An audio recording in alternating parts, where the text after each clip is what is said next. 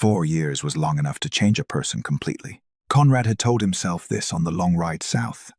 He had repeated it through 2 countries, through false leads and dead ends and the specific, grinding patience of a search that had no guaranteed conclusion. He had used it as both warning and preparation, a way of managing whatever he might find when Soren's intelligence finally led him to the right city, the right street, the right ordinary corner of the human world where his Luna had chosen to disappear into. 4 years changes a person. He had not been prepared for how completely it had changed her, or how clearly the change was an improvement. He saw her before she saw him. That was the thing he had not anticipated, that he would have a moment of watching her before the recognition landed. A few seconds of simply seeing her as she was now, without the weight of history between them distorting the image. She came through the bakery door onto the cobblestone street with a basket over one arm and a laugh already halfway out of her, responding to something the wide woman in the baker's apron had said behind her. It was a real laugh, unguarded, unhurried, the laugh of a woman who had not been performing ease for so long that she had forgotten what ease actually felt like. She wore a simple, practical, deep blue dress. No velvet, no lunar mark displayed, no careful arrangement of a woman managing how she was perceived by people with power over her. Just herself, moving through a street that knew her name, nodding to the fishmonger 2 doors down, stepping around a cart with the automatic familiarity of someone who had walked this path enough times that her feet knew it without instruction. Conrad stood on the opposite side of the street and felt something in his chest. Do something he could not name precisely. Not quite grief, not quite relief. Somewhere in the narrow, painful territory between the two. Then the boy appeared. He came through the bakery door 10 seconds after his mother, moving with the focused, purposeful energy of a small person who had somewhere important to be. Dark hair, her build, her particular quality of moving through the world with quiet self-possession. He was carrying a smooth river stone in each hand, and when he looked up, scanning the street the way children do, cataloging the world with that unself-conscious directness that adults spend years learning to suppress, his eyes caught the morning light. Silver, clear and sharp and entirely unmistakable. Conrad's own eyes, set in a small face he had never seen before, looking out at a world his father had played no part in building for him. Conrad stopped breathing for a moment. He had known. He had done the arithmetic 4 years ago, in his empty study, with the ring in his fist, and the map on the wall, and the understanding that somewhere beyond the borders of his kingdom, a child of his existed. He had carried that knowledge like a stone pressed against his sternum every day since. Knowing and seeing were entirely different countries. The boy crouched on the front step and began arranging his stones with the serious concentration of someone conducting important work. He did not look up again. He did not know that the tall stranger across the street was fighting to keep his composure in the middle of an ordinary human morning. He did not know anything yet. Conrad watched him for a long time, long enough to see the way he looked up when his mother said something, the immediate attentiveness, the small smile, the way he reached for her hand with the absolute security of a child who had never once had reason to doubt whether it would be there. She had done that, alone, without him, without the kingdom, or its resources, or any of the things Conrad had told himself. A child needed. She had given their son that security entirely by herself. The boy laughed at something, a bright, clean, uncomplicated sound that traveled across the cobblestone street and landed somewhere in Conrad's chest with the precision of something aimed. He was happy. Without him, the realization did not arrive with the sharp violence of a blade. It came the way the most important truths always came, slowly, quietly, and with the specific weight of something that could not be unfelt once it had settled. Conrad was not a man who had often been genuinely humbled. He understood, standing on that street in the ordinary morning light of a human city, that he could not walk across to them like a king arriving to reclaim what was his. Whatever happened next would not be governed by title or authority or the ancient laws of the Silverfang kingdom. He had broken her heart with power, once already. What was required now was something he had considerably less practice with. He would have to approach her simply as the man who had failed her, and hope, with no reasonable right to it, that it was not already too late. She noticed him on the second day. Janelle had spent too many years developing the particular alertness of a woman who had learned that safety was something you maintained rather than something you were simply given. She noticed patterns. She noticed when something in her environment had changed. She noticed the tall figure in the plain dark cloak who had been standing at the edge of the street near the grain merchant's stall for 2 mornings in a row, always angled toward the bakery, always still in the specific way that people were still when they were trying not to be noticed. She recognized the stillness before she recognized the man. On the 3rd morning, she came through the bakery door alone, basket deliberately left inside, and walked directly across the street. She stopped 4 feet away from him. "How long?"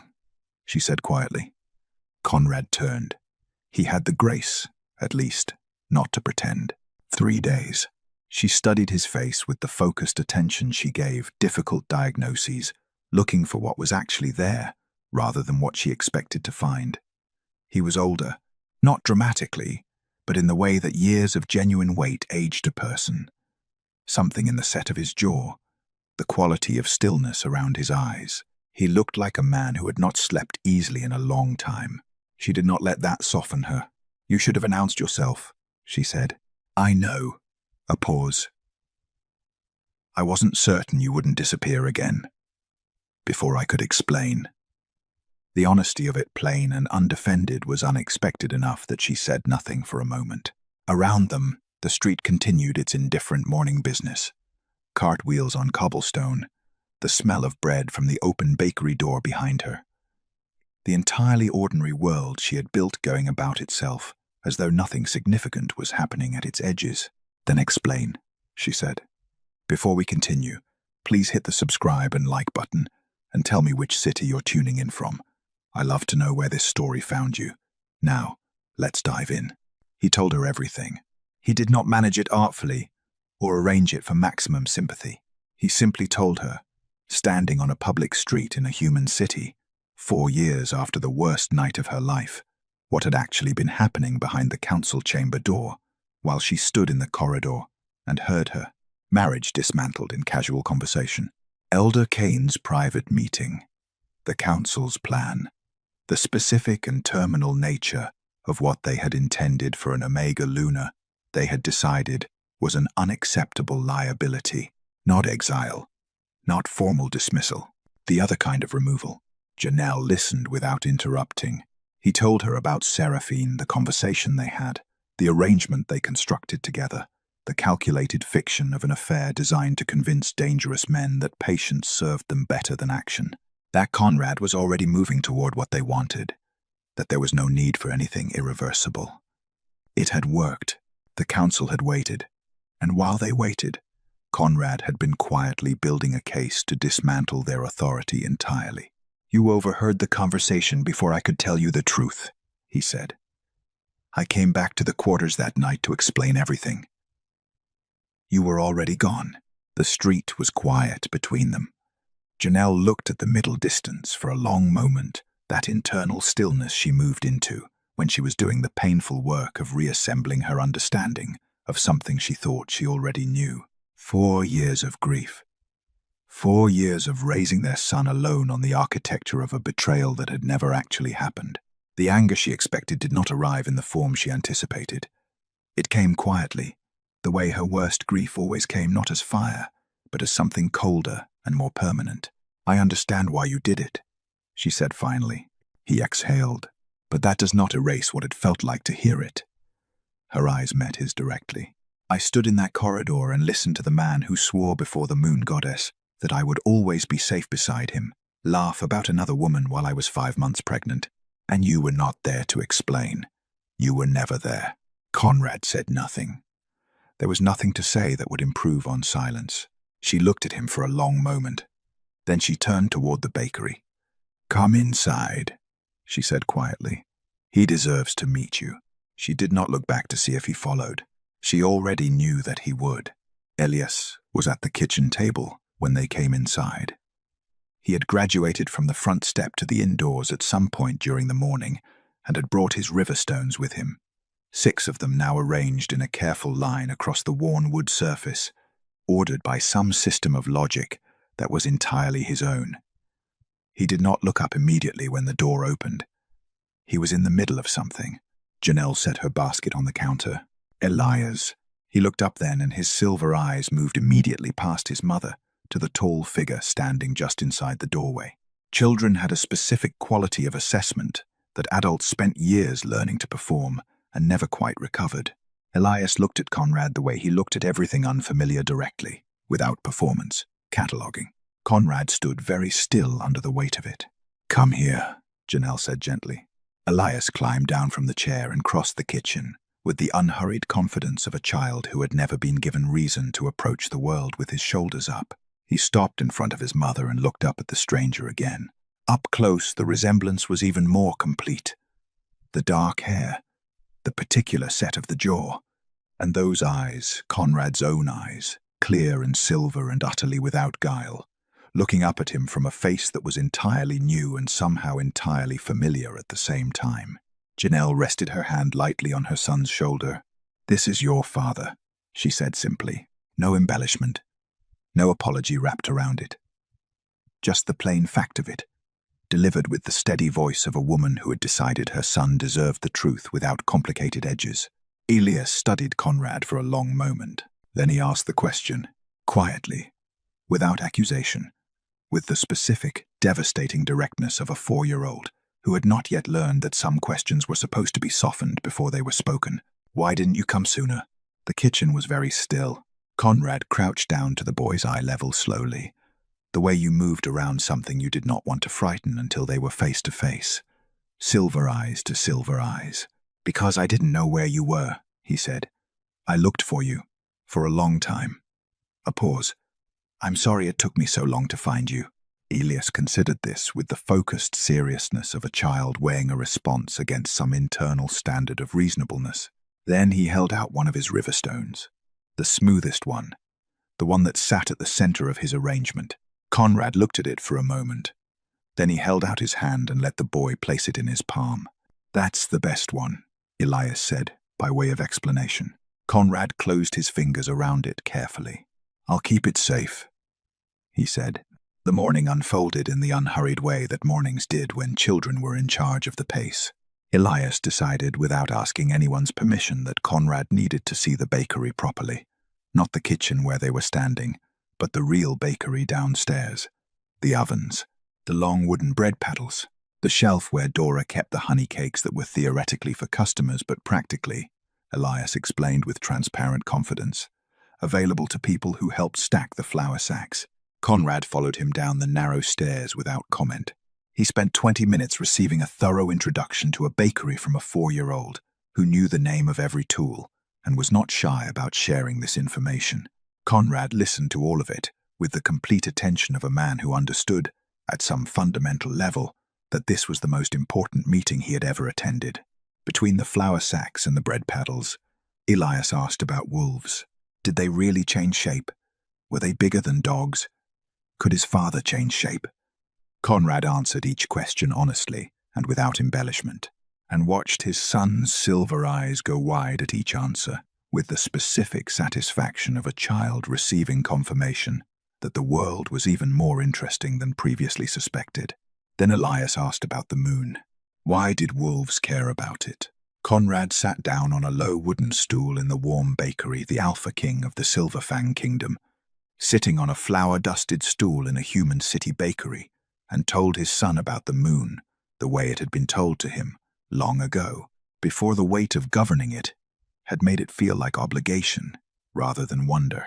The moon, he said, was how wolves found what they were looking for, even when they had been searching a very long time, even when they had almost stopped believing they would find it. Elias listened with his chin in both hands and his riverstone beside him on the stool, and when Conrad finished, the boy looked up at him with those silver eyes and said simply, "I like that." Upstairs, Janelle stood at the kitchen window, listening to the low sound of her son's laughter drifting up through the floorboards. She pressed her fingers against the window frame and breathed. Conrad had not looked at Elias the way powerful men looked at heirs. He had looked at him the way a man looked at something he had been afraid he would never find. The grief she had carried for 4 years did not disappear in that moment. It did not dissolve or resolve or rearrange itself into something painless, but something that had been rigid inside her for a very long time shifted slightly, just enough to let something else in. Not forgiveness yet, not trust, but the small, cautious, terrifying thing that lived just before both of them. Hope. Elias fell asleep after lunch. This was apparently non-negotiable, a daily event that Janelle managed with the practiced efficiency of someone who had long since stopped fighting the biology of small children. She settled him in the narrow room off the kitchen, left the door slightly open, and came back to find Conrad standing at the window with his hands behind his back looking out at the cobblestone street below. It was the same posture she had seen 100 times in the castle. The posture of a man organizing his thoughts before he spoke them. She put the kettle on. "Tell me the rest of it," she said. He turned from the window. "The rest. The parts you left out this morning." She kept her back to him, setting out 2 plain ceramic cups with the calm of a woman who had learned that difficult conversations were easier when your hands had something to do. "You told me what the council planned. You told me about the lie. But there is a larger story behind Seraphine's name, and I want to hear it." She heard him pull out the chair across the table. The wood scraped quietly against the stone floor. He sat. The Ashvale Pack had been seeking independence from the Silverfang Kingdom's territorial authority for 3 generations. Conrad explained it plainly, without the political framing that council men used when they wanted to make complicated self-interest sound like reasonable governance.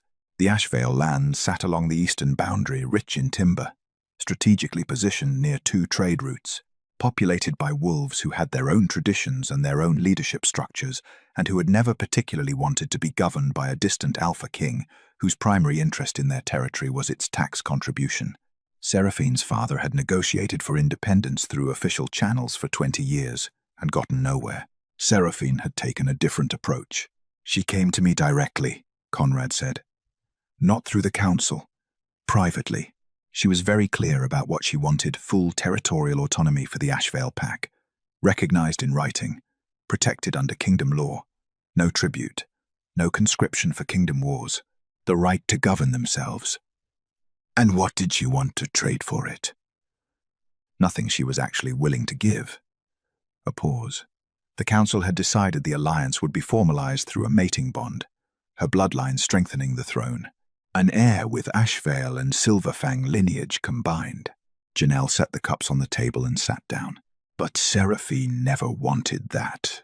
"Seraphine," Conrad said, with something that might have been the distant edge of respect, wanted what her father had spent 20 years trying to get. "She had no interest in a throne. She had no interest in me. What she needed was leverage, and the council had handed it to her by making her the centerpiece of their plan to remove you." Janelle wrapped both hands around her cup. "So she used it. We both used it," Conrad said. "She came to me when she understood what the council was planning for you. Not out of sentiment, she was honest about that. But she was not willing to be the instrument of a woman's death, even indirectly. We made an arrangement. The arrangement had been straightforward in the way that only genuinely calculated plans could be. Conrad would give the council the performance they wanted. The suggestion of an affair, the implication that he was already moving toward what they demanded. The council would wait. And while they waited, Conrad would build the legal framework to strip their authority and recognize Ashvale independence without their approval. "It should have worked," he said quietly. "I had 3 weeks, maybe 4. Enough time to tell you everything, to explain, to move you somewhere safe before the council realized what I was doing. But I heard the conversation on the 2nd week." "Yes." Janelle looked at the table for a long moment. She thought about the corridor. The cold stone pillar, the amber candlelight and the easy laughter, and the sound of his voice, her Conrad's voice, speaking about another woman with such careless warmth that she had not once considered it might be a performance. She thought about the 4 years that had followed. "What happened to Seraphine?" she asked. "After I left. The alliance collapsed. Without you there to protect, the council's leverage over me disappeared entirely." Conrad set his cup down. "I moved against them within a month. It was not clean, but it was thorough. And Seraphine, she secured independence for her pack through formal diplomacy 2 years ago." A brief pause. "She leads the Ashvale Pack now as Alpha in her own right." She negotiated well. Janelle was quiet for a long moment. She had spent 4 years constructing a version of Seraphine Ashvale. In her mind, a noble-born she-wolf with political connections and the particular confidence of a woman who had never once been made to feel peripheral. A woman built for the space beside a throne in all the ways Janelle had never been. A rival, an intended replacement. The woman for whom she had not been enough. She understood now, with the slow, restructuring clarity of someone having an old wound properly cleaned for the first time, that Seraphine had never been any of those things. She had been a woman trying to secure her people's freedom inside a political system that required her to be something she wasn't. The same system that had required Janelle to be something she wasn't. Different circumstances, different costs. The same council moving them both like pieces on a board, without asking whether either of them had agreed to play. "We were never enemies," Janelle said. It was not a question. "No," Conrad said. "You were never enemies." She looked up at him across the plain kitchen table, with its 2 ceramic cups, and the distant sound of her son breathing steadily in the next room. "The council made me afraid of a woman who was trying to protect her people," she said, "and they made you choose between a lie that saved my life and the truth that might have cost it." Conrad said nothing. There was nothing to add to that. Some truths didn't require a response. They only required the quiet, difficult work of being fully seen. The afternoon light shifted slowly across the kitchen floor. Elias slept on in the next room with the total commitment of small children, undisturbed by the weight of the conversation happening 10 feet away. Outside, the city continued its ordinary business cartwheels, distant voices, the smell of the river carried on a light wind through the window Janelle had cracked open after lunch. She had refilled both cups twice. Neither of them had moved from the table. "Tell me what happened after I left," she said. Conrad turned his cup slowly between his hands, a gesture she recognized from the castle library, from the late nights when he was working through something he had not yet fully resolved. She had catalogued these details without meaning to, years ago. The architecture of a person you had loved completely was not something you simply forgot. "The first week, I was focused entirely on finding you," he said. "I sent Soren south within 2 days. I had your likely route mapped by the end of the first night, but it took 4 years. You were thorough," he said. There was no accusation in it. Something closer to recognition. She said nothing and let him continue. The council had made their first mistake 6 weeks after Janelle disappeared. Elder Kane had come to Conrad with what he clearly believed was welcome news, that the Luna's absence had already begun to stabilize certain noble alliances, that several families who had withdrawn their pledges after the selection ceremony were now signaling willingness to re-engage, that the situation had resolved itself in a manner that served the kingdom's long-term interests. He had used the phrase, "resolved itself." Conrad told Janelle this with the flat economy of a man recounting something he still found difficult to speak about without the anger returning. "I had been patient with the council for years," he said. "I had managed them, negotiated around them, chosen the longer strategic path, because dismantling centuries of institutional authority required more than anger, it required architecture." He paused. "But when Kane stood in my study and used those words about you, about my Luna, about my child who was somewhere in the world without me, because of what they had engineered, the patience was finished. He had moved against them within the month. Not with the blunt force of a king removing inconvenient men that was temporary, replaceable, ultimately pointless. He had moved against the structures that gave them power, the appointment protocols, the veto authorities over royal decisions that had been embedded in kingdom law for 200 years and had never once been examined critically, because they had always served the people who wrote the histories. He had examined them, systematically, thoroughly, with the focused energy of a man who needed something to do with grief that had nowhere else to go. Elder Kane lost his seat within 6 weeks. Elder Morrow and Elder Price followed before the frost season ended. The council still existed, an institution that all did not disappear cleanly, and Conrad had not wanted the chaos of a complete power vacuum, but the version of it that could engineer the removal of a Luna, that could treat an Omega woman's life as a negotiating position, that could meet privately to discuss permanent solutions to political inconveniences. That version was gone. And the laws? Janelle asked quietly. Conrad was still for a moment. Omegas have formal rights in the Silverfang Kingdom now, he said. Legal standing, property rights, protection under pack law equal to any other designation. The right to refuse bonding without council approval. He paused. The right to serve in any role within the kingdom structure, including positions previously restricted to noble bloodlines. He said it plainly, without the tone of a man expecting credit. Janelle listened to all of it, with her hands wrapped around her cup and her eyes on the middle distance. That internal stillness of a woman, processing something that was going to take longer than a single afternoon to fully absorb. The world she had needed. The protections that would have changed everything, her place in the kingdom, her standing with the council, the entire impossible architecture of the situation that had made her so vulnerable to the lie that destroyed them. He had built it, after she was already gone. You built the world I needed, she said softly, after I was already gone. The kitchen was very quiet. Conrad set his cup down. He did not defend himself against the truth of it. He did not explain the timeline, or the political constraints, or the practical realities of dismantling institutional power structures that had existed for generations. He did not reach for any of the reasonable, accurate, genuinely mitigating context that existed. He simply said what was true. Yes. His voice was low and completely unguarded. And there is not a day that has passed in 4 years that I have not understood exactly what that means. He looked at her directly. I would undo it all, Janelle.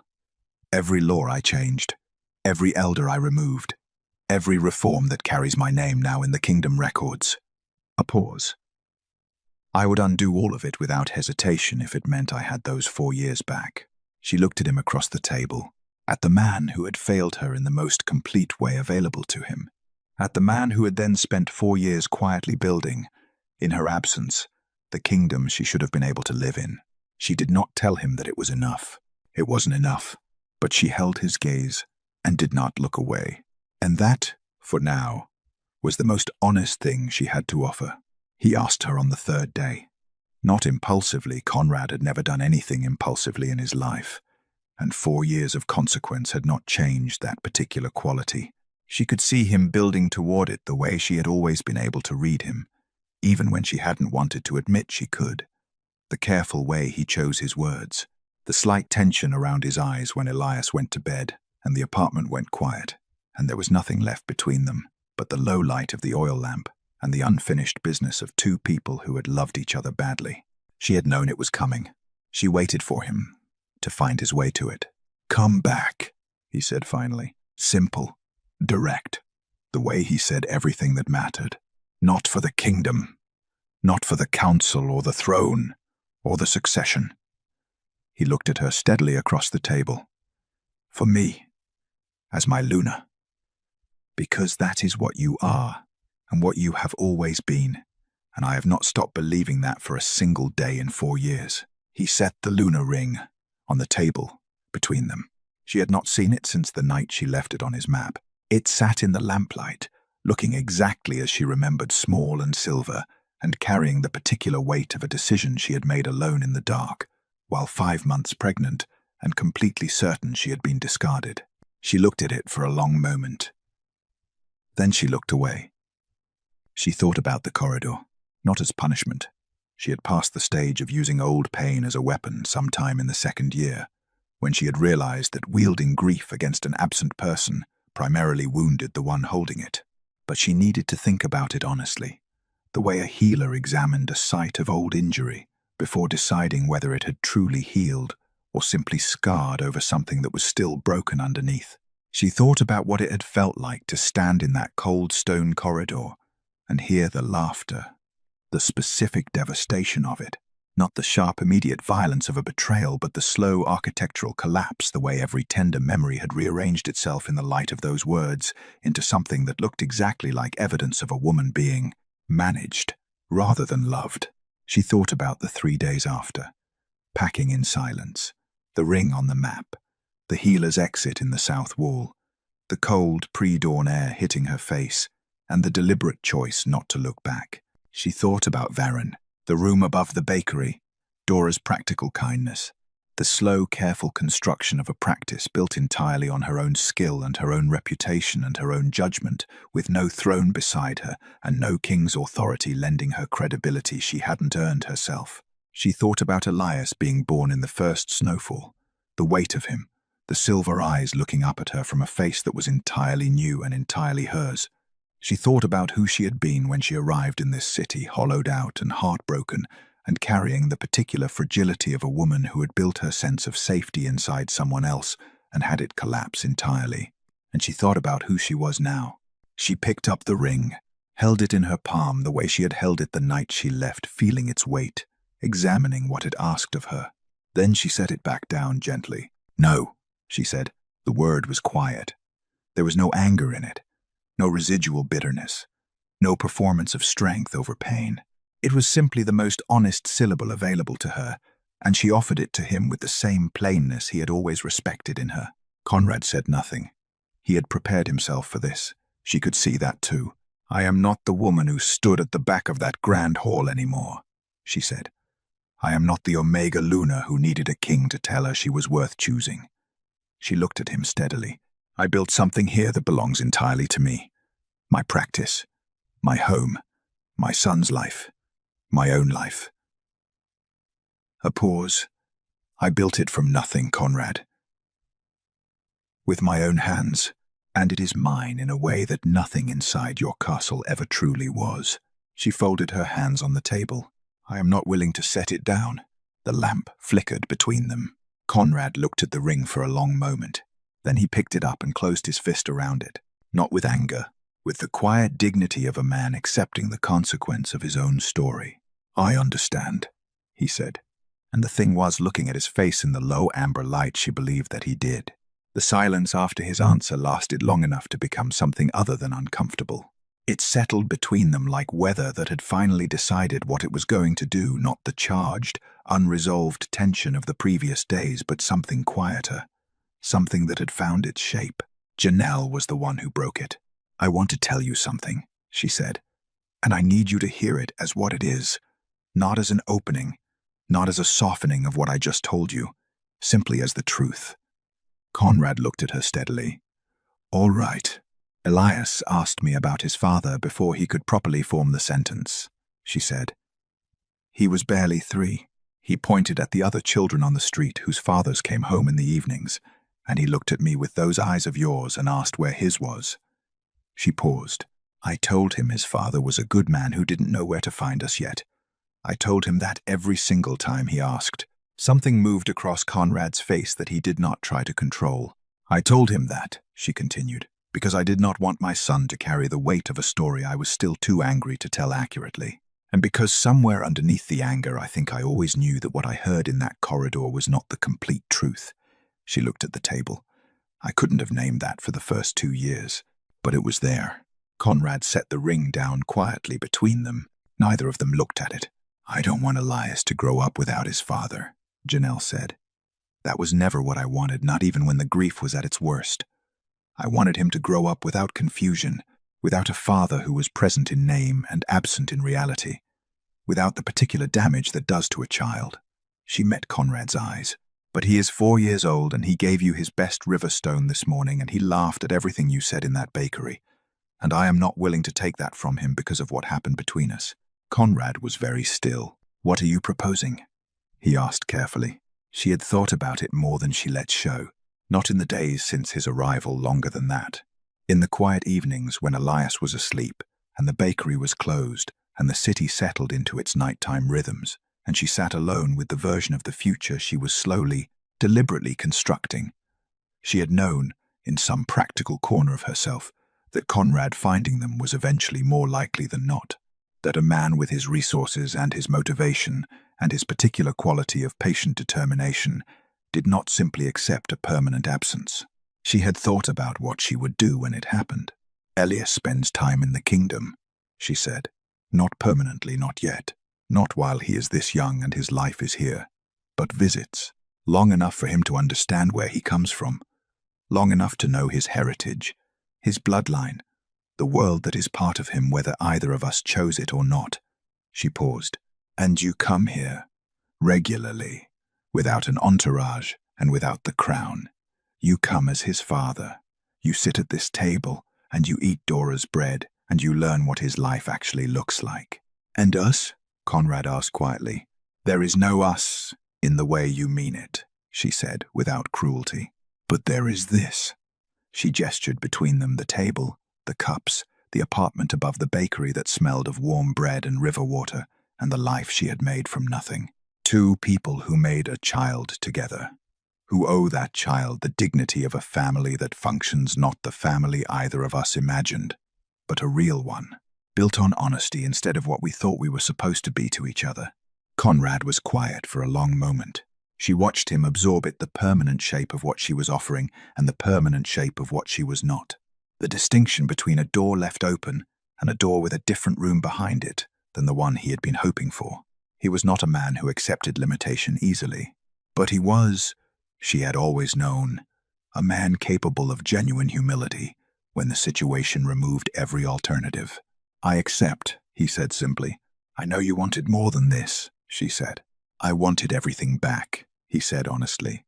But what you're offering is more than I had yesterday, more than I had 4 years ago. He looked toward the door of the room where Elias slept. And infinitely more than I deserve. She stood and began clearing the cups from the table. Come back tomorrow morning, she said. Elias has been asking about wolves shifting since you told him it was possible. He will not let it rest, and I have no useful answers for him. Something changed in Conrad's expression. Small, carefully managed. But she had always been good at reading the things he tried not to show. I'll be here, he said. He stood, picked up his cloak from the chair back, and moved toward the door. He paused with his hand on the frame. Thank you, Janelle. She did not tell him he was welcome, but she did not look away either.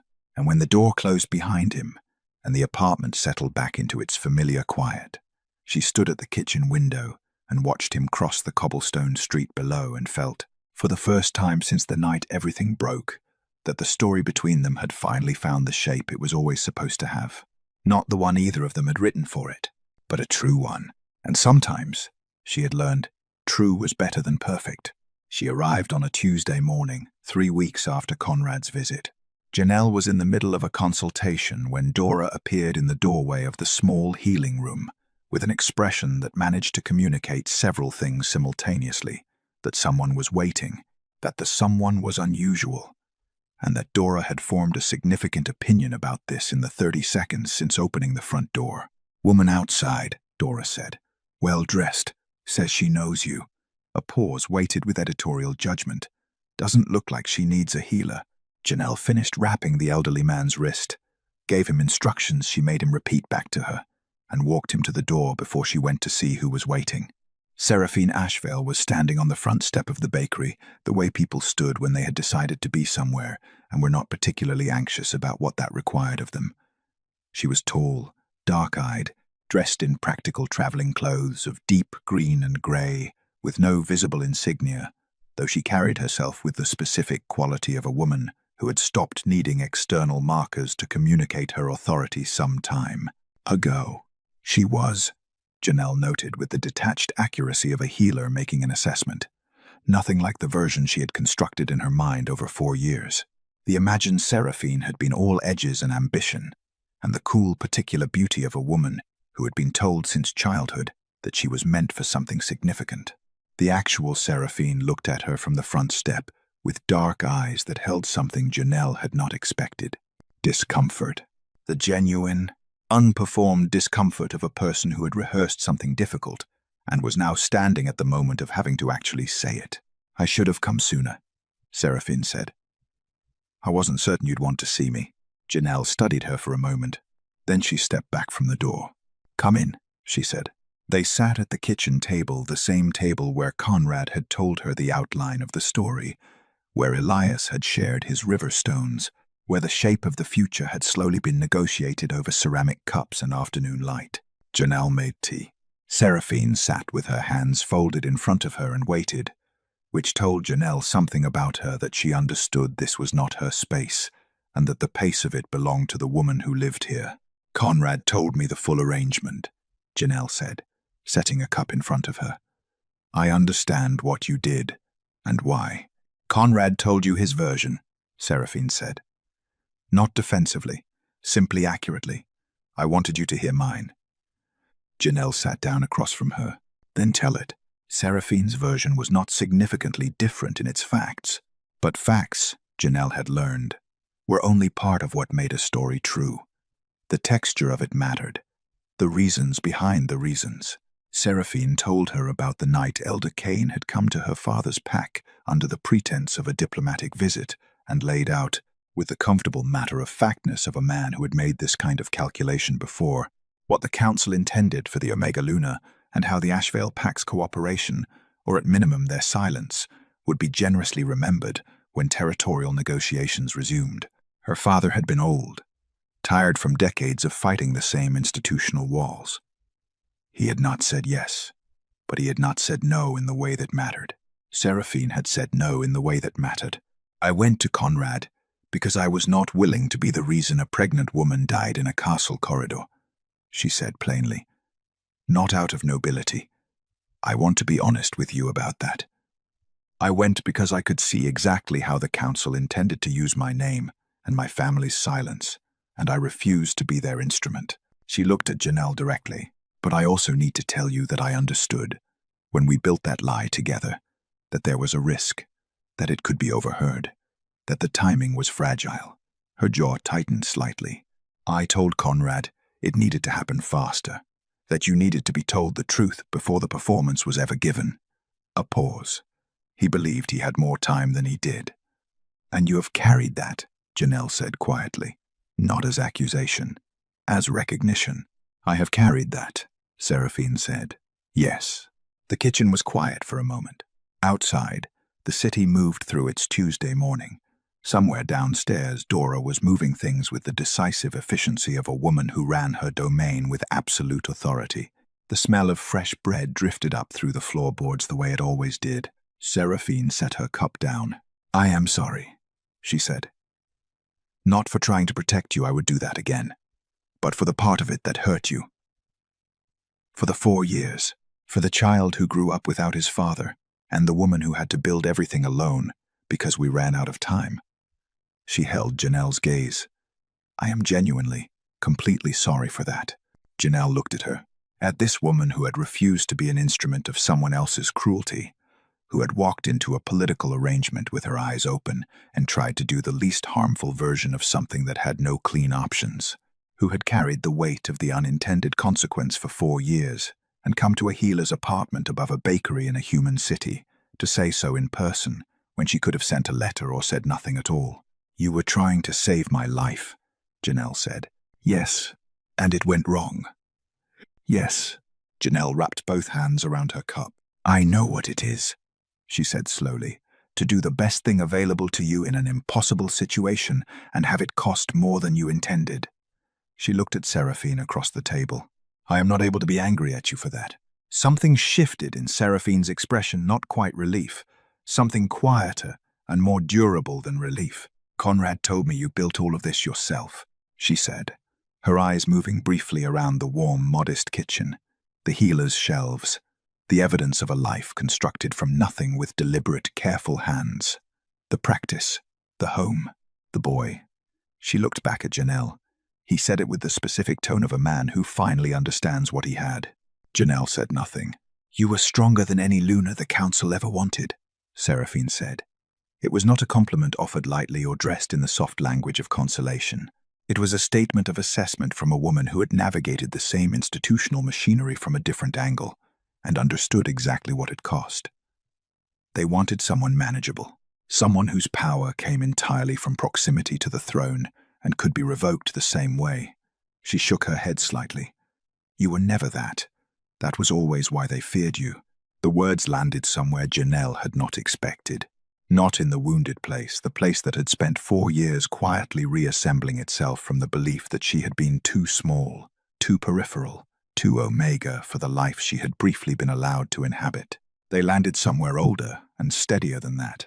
She thought about Master Fane's healing wing, the outer rings, the plain blue dress at the back of a grand hall, every room she had stood in where she was not supposed to be, doing the work anyway, with the hands she had always had. "I know that now," she said quietly. Seraphine nodded. They finished their tea without the need to fill the silence with anything further. When Seraphine stood to leave, she paused at the kitchen door. "My pack has a healers exchange program with 3 human cities in the Southern Territories," she said. "If you ever wanted a formal connection professional, nothing political, the offer exists." Janelle looked at her, at this woman who had never been her enemy, who had only ever been another piece on the same board, trying to move herself towards something real. "I'll think about it," she said. Seraphine almost smiled. Then she walked back down the narrow stairs and out through the bakery and into the Tuesday morning street.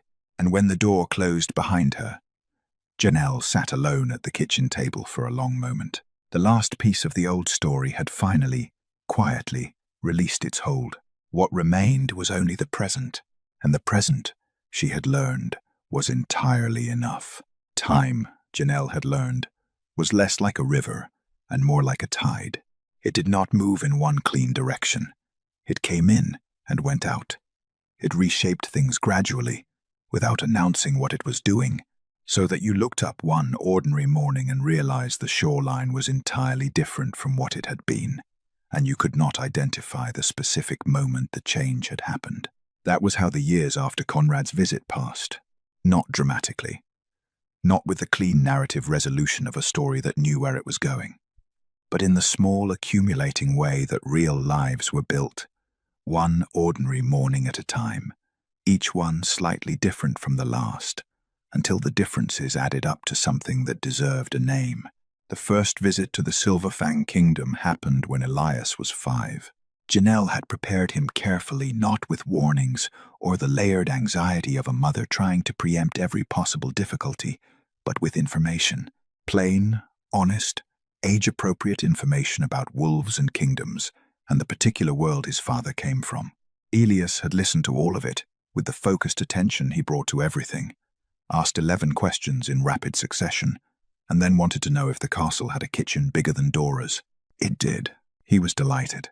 She had stood at the border and watched Conrad take their son's hand and walk him through the gates of the Silverfang Kingdom for the first time, and she had felt the complex, layered thing that had no clean, single name, grief and relief and pride, and the particular tenderness of watching a child walk confidently into a world you had once fled, carrying none of your fear, because you had been careful never to hand it to him. She had turned and gone back to Varin. She had not cried until she was back in the apartment above the bakery. Then she had cried thoroughly, made herself tea, and gone to see 3 patients who needed her. Life, she had found, was cooperative that way. It kept providing reasons to keep moving. Conrad came to Varin on the first Tuesday of every month. This had not been formally scheduled, it had simply become true through repetition, the way most real arrangements became real. He came without entourage, in plain clothes, and he sat at the kitchen table and ate Dora's bread and talked with his son about wolves and moon cycles and the history of the Silverfang Kingdom, delivered in the specific installments that a child could absorb and request more of. He and Janelle had developed the particular fluency of 2 people who had negotiated a difficult peace and were committed to maintaining it. They talked about Elias, his questions, his progress, the Riverstone collection that had expanded to fill an entire shelf with the easy cooperation of people who had found, somewhere in the wreckage of what they used to be, a version of themselves that could sit at the same table without the weight of the old story pulling everything sideways. It was not without complexity. There were moments, quiet ones, usually when the apartment was warm and Elias was laughing at something his father had said, and the lamplight was doing something particular to the room, when the old grief moved through her like weather, not violently, just present, then passing, the way it had always been. She let it pass. That was the whole of the practice, she had decided. You felt it, and you let it pass, and you came back to the present, which was the only place any of it was actually happening. Elias asked her the question on a winter evening when he was 7. He was at the kitchen table with his lessons, and Conrad had left an hour earlier, and the apartment had settled into its familiar nighttime quiet. He asked it without looking up from his work, the casual delivery of a child raising something he had been carrying for a while, and had finally decided to put down. "Why didn't you go back to the palace?" Janelle set down the jar she was labeling. She thought about the corridor, the ring on the map, the healer's exit in the south wall, and the cold, pre-dawn air, and the deliberate choice not to look back. She thought about Varen, and the room above the bakery, and the years of building something that was entirely hers. She crossed to the table and sat beside him. "Because love should never ask you to forget who you are," she said softly. Elias considered this, with the serious expression he wore when he was filing something away for future use. "Did it?" he asked. "Ask you to forget?" "It tried to," she said. "I didn't let it." He nodded slowly, in the way he nodded when an answer had passed his internal standard of reasonableness. Then he went back to his lessons. The moon festival happened every year on the first full moon of autumn. When Elias was 10, he stood between both his parents at the edge of the festival grounds, while the kingdom lit its lanterns, and the moon came up enormous and silver over the Silverfang tree line. He was not a prince torn between two worlds. He had never been that because Janelle had been careful, from the very beginning, to make sure he understood that both worlds were entirely his, not competing claims on his loyalty, not a fault line he was required to stand on one side of. Simply the full, complicated, luminous inheritance of a child whose parents had loved each other imperfectly and chosen something better than bitterness when the imperfect love ran out. He was a bridge. He had always been a bridge. Conrad stood to Elias's right, tall and dark-haired, older now in the way the years of genuine responsibility aged a person. Something settled in his face that had not been there before, something that looked, from a certain angle, like peace. Janelle stood to Elias's left. At some point during the lighting of the lanterns, Conrad looked across their son's head and met her eyes. It was a brief look, quiet, carrying none of the old weight, none of the longing, or the grief, or the particular complicated ache of two people who had failed each other in the most complete way available to them. Only recognition. Two people who had once loved each other enough to create a life, who had chosen, when the love could no longer hold its original shape, to build something steadier in its place, who had kept choosing it, one ordinary Tuesday at a time, until it became simply the truth of who they were to each other. Janelle looked back at the lanterns rising slowly into the autumn dark. The moon once tied their hearts together, but in the end it was not love that kept them standing side by side beneath it. It was the boy between them, dark-haired and silver-eyed and entirely, completely himself, who had proven that even broken stories, told honestly and tended carefully, could still create something worth keeping, something beautiful, something that belonged, without apology, to all three of them.